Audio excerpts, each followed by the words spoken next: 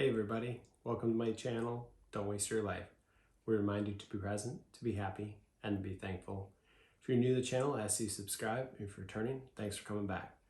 So in this session, I'm going to talk a little bit about what's been going on in our life. Obviously, as many of you know, Amanda and I were expecting baby Caleb to join in October 7th. Unfortunately, he came about 3 weeks early. He came on the 18th of September, so the last couple of days have been kind of crazy, so we'll go through and talk about that. We're in the hospital for a couple of days, so it's kind of a little bit crazy.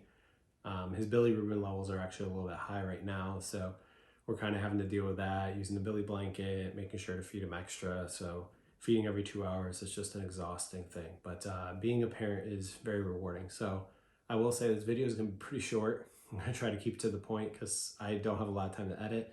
So obviously if there's a lot of screw ups in here, that's just going to be what it's going to be because I just don't have the time to edit video. So my plan is once I get this video done, share it out and let everybody kind of know what's going on.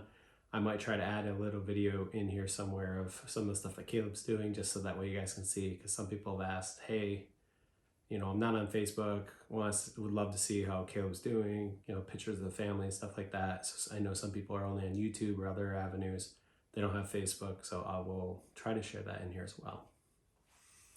And I know you guys see this setup, and this will be in another video where we'll talk about this. I will not have any time to use this for quite a while.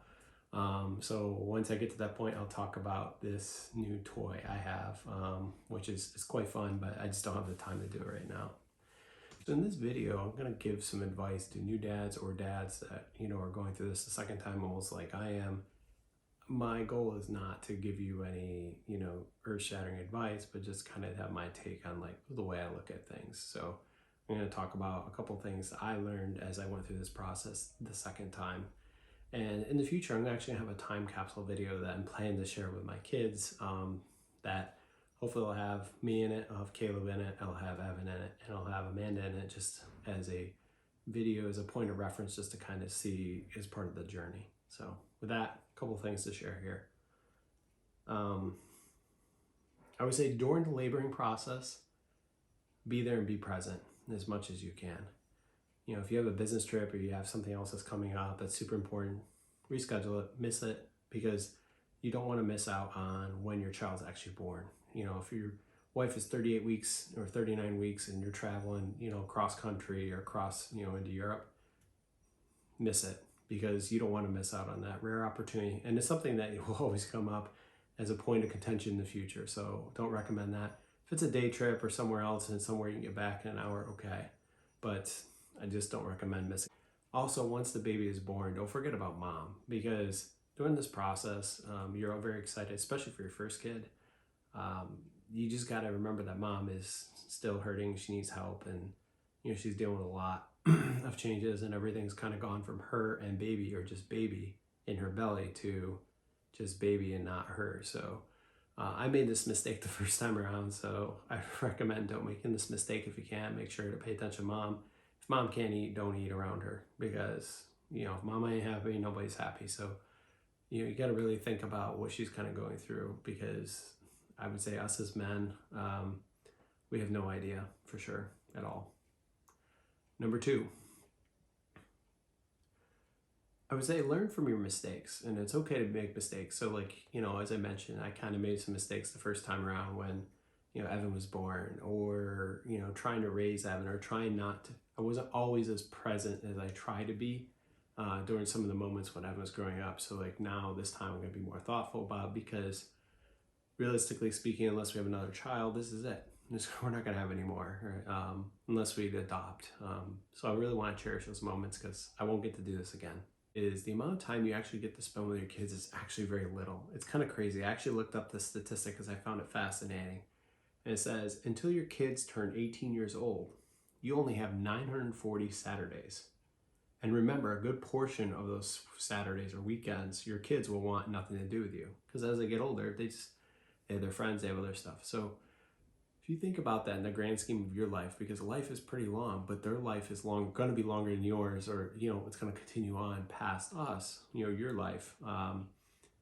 You know, there's a lot of other stuff that's going on. I just find that kind of crazy, that if you think about it in, you know, overall, it's only a small time that they're so small. As a friend of mine said, she recommended, using that cuddle time, because when the, kids get older, they don't want to cuddle. They often just want you to go away. So, not saying all kids are like that, but it's just something to keep in mind. So overall, the most important things, like on my gravestone, like that I care about, and beyond that, I really don't care about anything else, which is a good father, a good husband, and a loyal Christ or a Christ follower, and that's it. Because beyond those three, anything else outside of that doesn't really matter.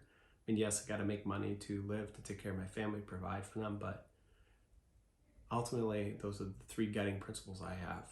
And so, as somebody asked me recently, how do I know what my purpose is in life? And I think you need to figure that out, your why, or where you're trying to go. And it takes time to figure that out. It's not easy.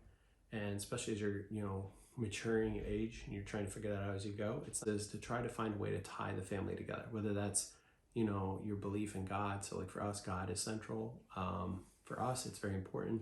But you should try to find a guiding principle or a guiding belief with your family that unites you all, that brings you together, because that's something that throughout the thread of time, as it passes, it'll always bring you back together. So those are a couple things that I would just kind of remind new dads or dads that are on the way, just kind of keep in mind, is that like, this is all a process, and really enjoy it. And, like I said, I'll share some videos and some pictures of Caleb, and there'll be some more upcoming videos, but probably I'll be taking a month off from doing any of these videos. I just won't have any time. So with that, take care. See you soon.